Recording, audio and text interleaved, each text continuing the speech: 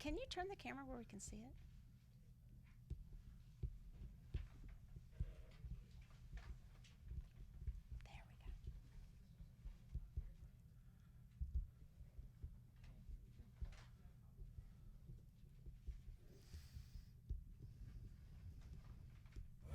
There we go.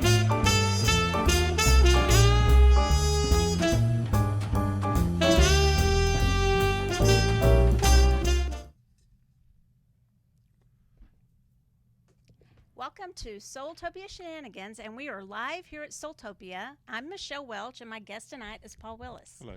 Hi. Thanks for having me. Thanks for being here. So this is a little different, you guys, because we're out in the store after our meditation. We have meditation every Monday night, and usually it's almost always, so far it's been Roger with his bowls, because everybody likes that so much. And we're usually out in the store, like right here, where he does the singing bowls. But we were back in the classroom tonight, and we decided to film out in the store. So it's a little bit different. We have some people still in the store, so we are just going to go live and enjoy ourselves, right? Sure. Have some shopping and some talking. And so I asked Paul to come on because Paul's moved here from Australia. Mm-hmm. How long ago was that? Well, I've pretty much been here permanently since February. Okay. Yeah. And we met about a month or two ago. About that, yeah, I can't Yeah. remember. So we're getting to know each other also, and I just wanted you guys to get to know Paul as well, because we're going to talk about in just a second what our premise kind of we decided to do for the show tonight. But he is he's not a big label person, but you'll see that Which is our premise.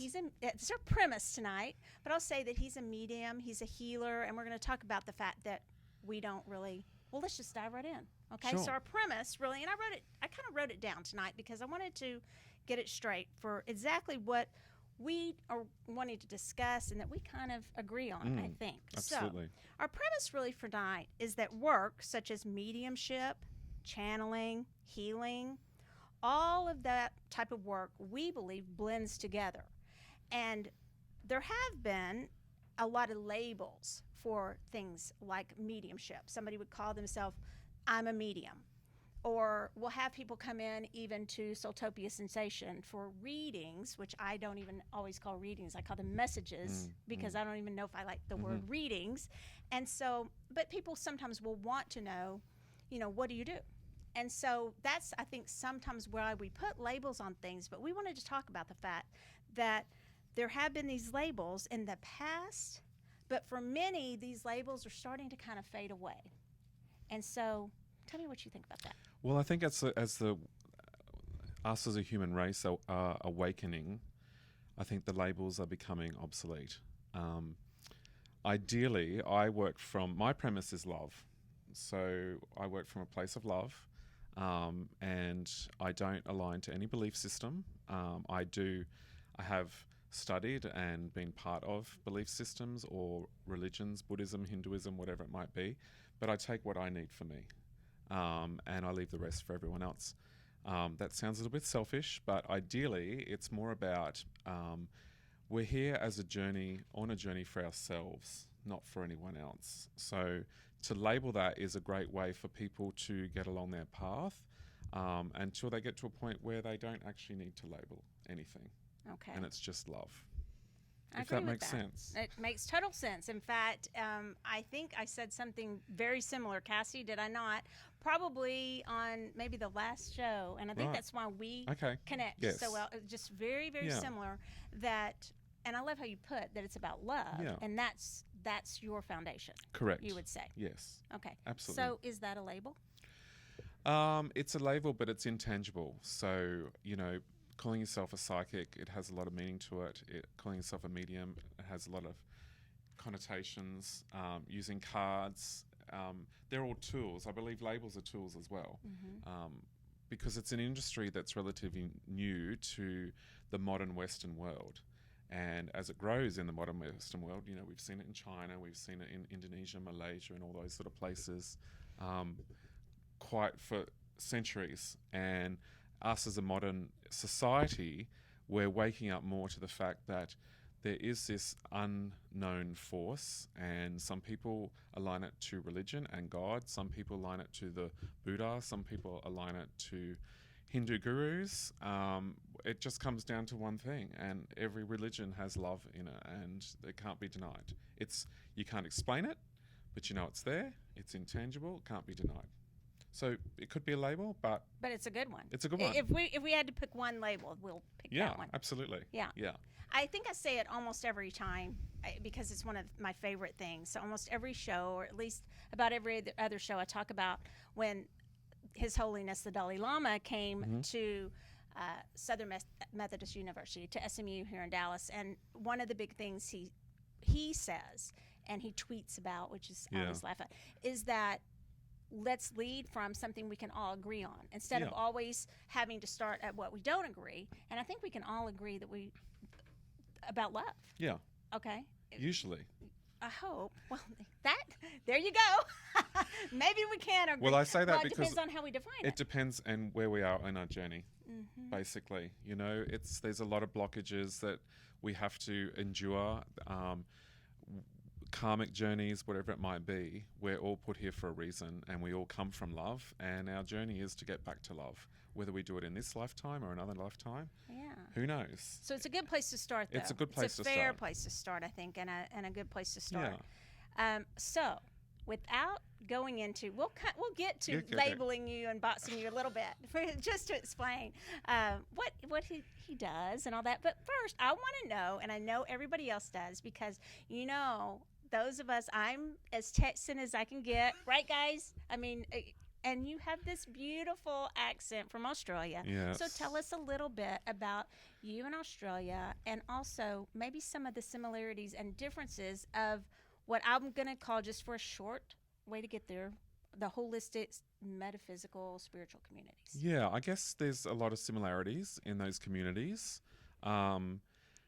There's only 24 million people in Australia, so we're not even at a tenth of the population of the US. So the frequency of stores like this and psychic fairs and all that sort of stuff is a lot less, just because pro rata, it's obviously going to be less. But there's a lot of similarities. I have quite a lot of friends in Australia who, mostly my circle of friends, my spirit family in Australia. If people are either on their path or significantly on their path, and that's pretty much my existence in Australia. I've sort of broken up from Australia. I'm married to an American now, so I'm living here, adjusting to the similarities and the differences. Every country has their pros and cons, and it's about that adjustment. But in relation to the industry, one thing I do want to say is that the similarities that I have noticed is that a lot of people working in this industry devalue themselves because society devalues this industry. And one of my life purposes, I know from spirit and also from people telling me, is to try, and also from having a corporate career stepping out of it, is to try and increase the self-worth of those people practicing in this industry. It's really, really critical that we don't succumb to society's woes on that this industry is woo-woo. Everyone has their beliefs, which is great, but people practicing in this industry do it a lot of self-sacrifice, and they devalue themselves a lot, and the self-worth goes down. A lot of time it's their karmic journey. But it's one of my vested interests in life to try and increase people's self-worth and self-value in this industry, to realise that they don't have to live on the poverty line. They don't have to do a reading for $5 if they're actually worth $50 or that sort of stuff. It's no different from buying a Chevrolet or a Ford, going from a psychic to a medium. It's just the same business principles. I agree with you. Yeah.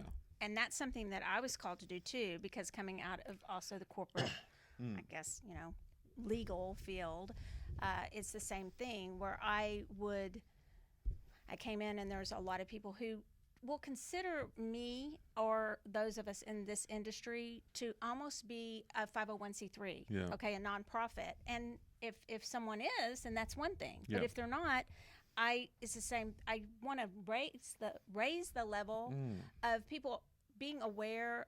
I'm going to address this first. Something you said at first. It's not all woo-woo. They're very intelligent. Absolutely. professional, and not that you have to be a professional, be intelligent, but very people who I believe need to come into this industry and are coming to this industry to raise that awareness. Yeah, And that for me definitely. was one of the reasons I know I was called into the industry. Mhm. Because I'm sure like you, it's not something I had to do. This wasn't something No. that, oh, well, I guess I'll go do that. This was something I felt called to do. Yeah. Right? Yeah. Is that kind of what you mean too? Absolutely. Okay. Yeah. Yeah, because I get that, and I feel that a lot, because you do have a lot of people that because it's a service industry. It is. And I always felt that way, even in law. It's the same thing. In law, because it's service, people would want to come and maybe ask me a bunch of legal questions. So let's just go here. We're going to talk about it. We're going to talk about it. Yeah. Let's do it. And whether you're in the industry or you're not, just know this, because they would want to ask me a bunch of legal questions, and I wouldn't go if they were selling me a dress and say, could I have 5 dresses for free? Yeah. I wouldn't do that. Yeah. I just would never dream of doing that. Yeah. But when you're in a service industry, kind of probably no matter what the service industry, some people tend to want to do that. Mm. And then we devalue ourselves the more we Absolutely. let ourselves do that. I Yeah. agree with you on that. Yeah. Okay, so Unnecessary it is. Unnecessary. yes. All right, so besides Australia, I'm going to ask you about mediumship, because when we met, you explained to me that you are a quote-unquote medium who really doesn't want to be called a medium, who's really a healer. So I kind of want you to explain the label thing. I'll do my best. And what you do, okay? So first and foremost, I channel love. I work on the premise of love, as I said. I do practice a healing modality, which is based on quantum physics. Obviously, quantum physicists believe that this microphone is just energy, the table is energy, all that sort of stuff. So I focus on core emotional blockages. So as we're taught, coming to this world as a blank canvas, we're taught all these sort of things, belief systems, right and wrongs, all that sort of stuff. And along the way comes hurt, comes sorrow, comes grief, comes sadness. We are taught to bottle all that up. I believe those emotional blockages basically are blockages for us serving our purpose and also working at our full potential. Okay, so explain that. So basically, as we push something down, it causes dis-ease. And anyone who follows Louise Hay, God bless her soul, she talked about this, and this was her career, about dis-ease in the body, which is basically emotion being kept in the body. So my healings that I do focus on, they're 2 hours in length. They're quite long, industry standard, but they're relatively inexpensive as well, I might add. Are you devaluing yourself? No, I'm not, because it's about making sure what we get through is, one, I'll only work with people with intent to heal, because ideally people aren't ready, and that goes against working with emotional blockages if you've got a block to healing. Yeah. Not me. So ideally, disease or disease is caused by emotions. We know that, it's been scientifically proven, and that's what I focus on. So we'll have anywhere from 45 minutes to an hour of talking, more of a spiritual counselling session, to get you in touch with that core emotion, whether it's sorrow, grief, disrespect, harm, whatever, guilt, whatever it might be. And then I put the person on the table and do hands-on and hands-off healing. And basically, through a channel, I'm able to support the movement of that energy out of the body. Sometimes it's quite interactive, just touching someone and their stomach gurgling because they've had surgery, or taking pain out of someone's shoulder just through a closed guided meditation process, whatever it might be. It's not me. I want to say that this is the label thing we're getting into now. To be labelled a healer, I find derogatory to the person that has intent, because we are our own healers. Right. And everything we have that needs to heal us is inside us, basically. So I'm more of a channel and orchestrate the opera, basically, Right. for that energy to be moved out or through or released or broken up or whatever. But if they don't have intent, it just doesn't work. So, and this is something that I've kind of wondered about. So they have to have intent. Mhm. Would you call that faith? It could be faith, Okay. absolutely. But I want to go a little bit deeper than that and say sometimes faith is used as a disguise in relation to intent. Okay. So it really depends on the person. And during that spiritual counseling process, I'll get identified, I'll get hit hard with some, maybe just a word or an image or a question, and that which takes that person past their barrier and actually in touch with that core emotion. So intent, it's a difficult thing because we're not taught to have intent. Correct. So it's so learnt. if someone came to you and they had intent and that they knew they needed help, Mm-hmm. would they have to, would you help them understand the intent they need to help heal themselves, and you would get them there? Do you understand what I'm asking? Yeah, I guess. Because somebody might even not even understand it. So Absolutely. when you say they have to have the intent, you know what I mean? I guess for intent for me, it's like somebody's at the end of their rope. It's like, okay, I've had enough. I don't want this behavior anymore. They I don't really want want this it to ailment. change. They really want it to change. Okay. And that's enough for intent. Right. If we would put it in layman's terms, it would be as simple as that. They've had enough. They want change. Right. They're ready to change. That was probably a better way of putting it than using the word Because intent. you know, some people will come for sessions and they're really not ready, let's be honest, to let go of what what is going on. Absolutely. The underlying disease that's Yeah. going on. And I've had healings with people where at the end of it, I've been told by them, I just enjoy being in my struggle.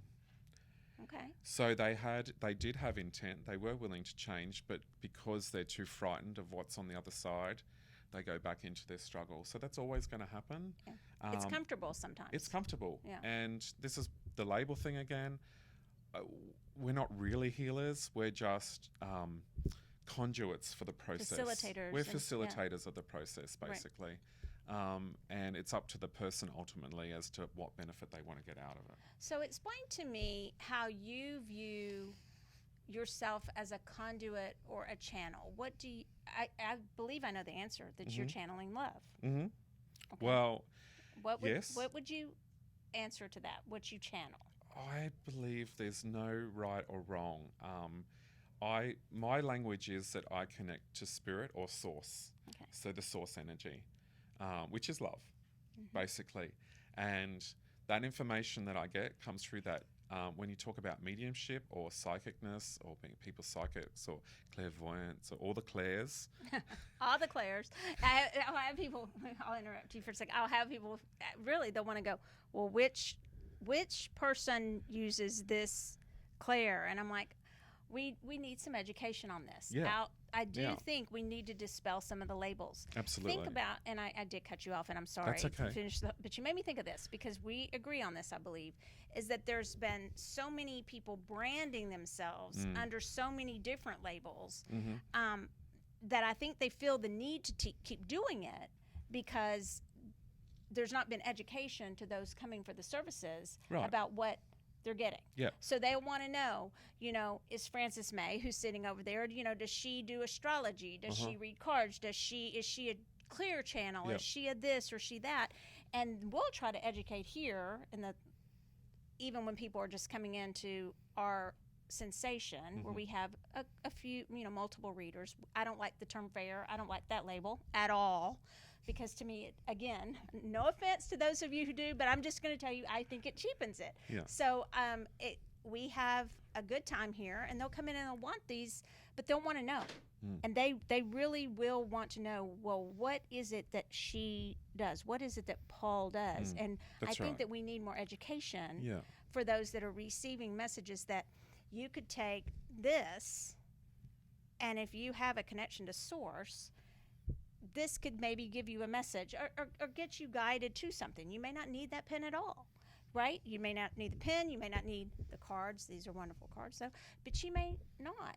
But it doesn't make us any better or any worse than someone who does use those tools. That's right. They're just tools. And what I want to say to that is a good friend in Sydney, she is a healer and a reader and works in a store like this in Manly. And we've had conversations over the years where she has said, you know, there's the psychics who get into the media and, you know, they know a friend of Oprah, and they end up on Oprah and all this sort of stuff, and they become a psychic to the stars.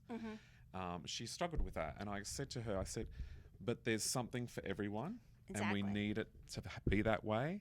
But people in the industry and people on that path at some stage need to step out of the hype around labels and just identify that if we're going to work as a collective to heal humanity, the earth isn't sick, by the way. I don't believe the earth is sick. I believe humanity is sick. I agree with that. And it's not about... Actually, a lot of people are saying lately, let's pray for Earth's healing. And I'm thinking, Earth maybe will always she look doesn't. after herself. I think she knows exactly what she's Absolutely. doing. I think I've seen that a lot on Facebook with a lot of things that have been going on. Let's pray for the healing of the Earth. And I'm thinking, she knows. Yeah, it's called evolution. Exactly it was an what ice age she's at doing. one stage. And we'll get letters on that one. But anyway, go ahead. So I said to her, I said, it's okay because we actually need the labels, and we need to have people out there in the media to actually break down the myths and the barriers around this, because it is about love. But people working in the industry and people on that path need to trust themselves that they don't need to be labelled, that they actually don't need to come under one umbrella as a psychic or medium, because it's all the same. And the new buzzword of like empath, and I respect that, but it's energy, it's love. It's no different to a psychic, really. It's just about where you are on your path. Y'all and know how I feel what about ability that. you've got. Yes. And willing to have. So that's my beliefs. Yeah, I agree with you. Great. Good. What are we going to disagree on? I don't know. Okay, so if a medium, really, a medium is a conduit for information. Correct. A medium is like a newspaper is a medium. Yeah. Okay, right? I mean, that's the definition That's really right. of a medium. It's That's a conduit exactly of right. information. Yeah. So if you're a conduit for information, you're a medium. So it doesn't necessarily. There are some mediums though who get very offended because they believe a medium, correct me if I'm wrong, would be someone who's, we'll go here, is connecting with the other side. Now, if you've listened to me before, you know that I don't even believe there's such thing as a veil. I think that's a construct of man because of our fears and some limiting beliefs early on. So I'm not sure. I never knew there was a veil. So because my whole life, it was just whoever's talking to me, it didn't matter where they were, okay? So what plane or dimension they're from, I heard them talking. So it was very strange to me because I was brought up in a religious environment. When they started talking about a veil, I'm like, what is this? Is it like a sheet, a curtain, or what? And so I have never bought into the veil thing at all. But mediums will say they're communicating with the other side, let's say. Okay, so I find that very limiting. I think it's just another terminology for all the same thing, and it's just energy. It's just messages coming through. I don't think there's any right or wrong. I just think that honestly, everyone's at a different path in their journey, whether they're working in the industry or they're using the services of the industry. And like I said, labels are great for newcomers to industry. However, honestly, we all need to get to a point of being a true collective and just coming from a place of love. And those critics that might say something about our conversation tonight, I'll say to them, it comes back to the self. So our criticism of others is purely a mirror for ourselves. And that's all that I've just been told to shut up. So no, I'm not no, telling Spirit you to told shut me. up. Spirit told me to stop. Spirit's bigger than me, but I didn't get I got any my shut point up sign. across. No, I explain the mirror. I think that's important for people to hear about. Yeah, I think the mirror is, you know, I've had a spiritual guide or mentor for the last 17 years. She walked into my workplace. She was working for me. And she said, you know, you're very psychic. We went through the whole process from the age of 9 when I had my first experiences, all that sort of stuff. And she was the first to identify that it's really about the mirror is ideally we all know about laws of radiation and attraction. If we don't, there's lots of literature out there to talk about it. What we radiate out, we attract in. If we're radiating out negativity, we get a lot of negativity. If we're radiating out the color purple, we see purple cars, all that sort of stuff. Right. So the mirror, I believe, is us radiating out the issues that we might have within ourselves that we may not recognize in our subconscious, and it's coming out because we see that in another person. When we see that in another person, it's actually inside of us. Exactly. And that is the mirror. That is. And it's about the self. It comes back to the self. So the word blame is, I don't believe blame should be a word. I don't like fault either. I was just saying that tonight in the store. Yeah. I think fault is a word that's... A lot of times in my healings, that I comes to the point where it's creating awareness for the person that it's not that person. It's no one's fault that you were bullied. It's no one... I've been through all of that, myself personally. It's no one's fault that happened to you, because there's always an effect, cause and effect. And that's where it comes back to self-forgiveness and self-love, or forgiveness for others, because they're only doing the best they can with the knowledge they have at that moment in time. Right. Even someone committing a crime, a lot of times they're survival, but they're only doing the best they could with the knowledge they had at the time. And it's up to us, especially people working in the industry, to start working more as a collective around the point that it's about love. And to do that, we have to love ourselves and forgive ourselves, because we're not to blame. No one's to blame. And that's the premise of how I operate. And how you heal. Yes. Or you are a facilitator for healing. Correct. You know, sometimes I'll say, it's time for us to wrap up, but one thing I will say is, I'm not a big fan of labels, but sometimes people will say things in order, I'll say this term, to get us there quickly.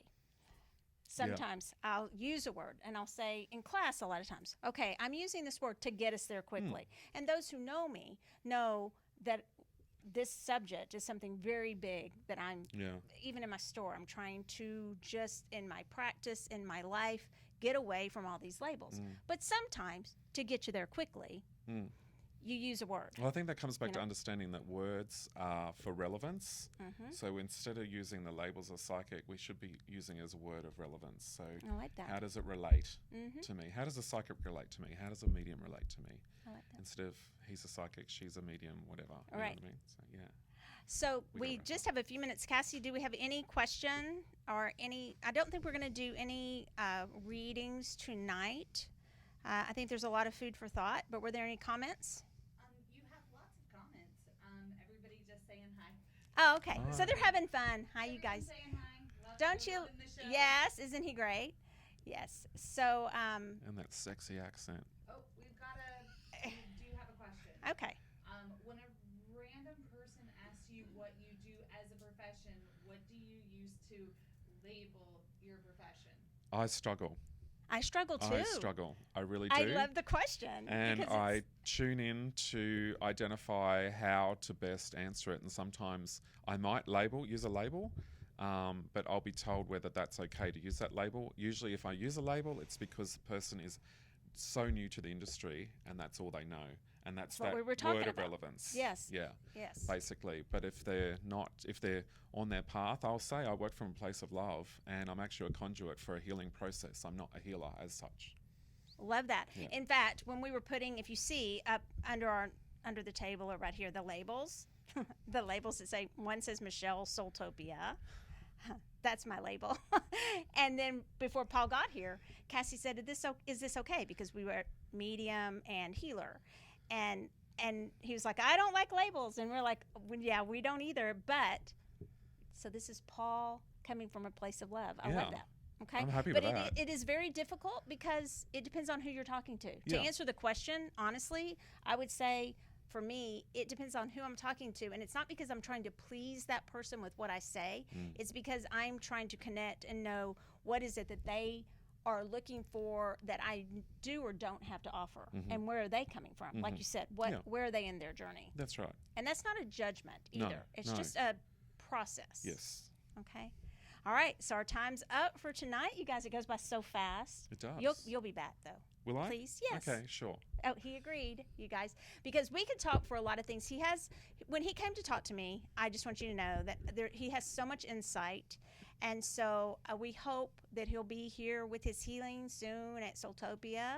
putting him on the spot on that. I won't ask him to commit to that. I'm still in transition from Yes, countries. he's still in transition. So, but he's wonderful, and we hope that you will join us by looking actually on www. I can't ever say that very well. www. Is that how you say it? All the W's. .soultopia.guru. It's soultopia.guru, you guys. Why do we even have to say the label of www? Anyway, on soultopia.guru or on Facebook, but mainly at Michelle Soultopia, because I do want to have a lot more interesting people, great people from the community like Paul to join me. And so you guys keep tuning in. Until next time, Crystal, cheers.